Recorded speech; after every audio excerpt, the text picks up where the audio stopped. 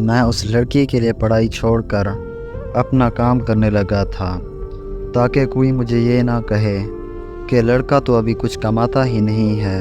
میں اس کے ساتھ شادی کے سارے خواب سجا چکا تھا۔ میں نے اپنے گھر والوں کو بھی منا لیا تھا، لیکن ایک دن اس نے مجھے بلاک کر دیا۔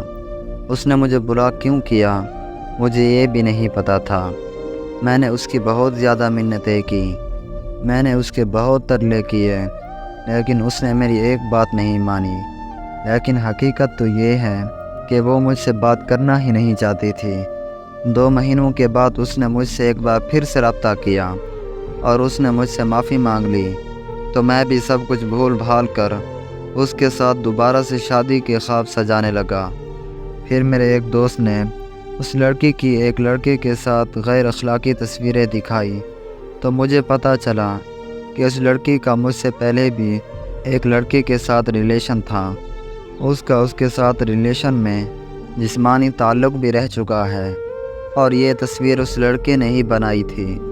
یہ سب کچھ سن کر اور دیکھ کر میں اتنا زیادہ ڈپریشن میں چلا گیا تھا کہ میں پورے 1 ہفتے تک ہسپتال میں ایڈمٹ رہا۔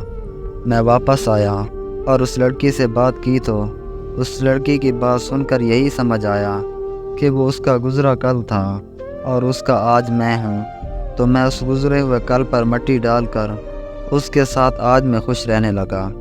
اس نے مجھے بولا کہ وہ 2 سال تک شادی نہیں کرنا چاہتی، تو میں نے کہا کہ ٹھیک ہے، میں انتظار کر لوں گا۔ کچھ دن گزرے تو اس نے مجھے پھر سے بلاک کر دیا، تو پتہ چلا کہ وہ کسی اور لڑکے سے پیار کرتی ہے، اور وہ لڑکا اپنی فیملی کے ساتھ اس کی فیملی کو مل گیا تھا۔ لیکن جب لڑکے کو گزرے ہوئے کل کے بارے میں پتہ چلا تو اس نے اس سے شادی کرنے سے صاف صاف انکار کر دیا۔ لیکن یہ سب ہونے کے باوجود بھی وہ اب اسی لڑکے سے ہی باتیں کرتی تھی۔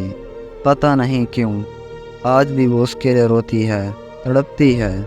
چلو میں نے یہ بات بھی مان لی کہ اس لڑکے سے بہت زیادہ پیار کرتی ہے، لیکن پھر اس نے میری زندگی کیوں برباد کی؟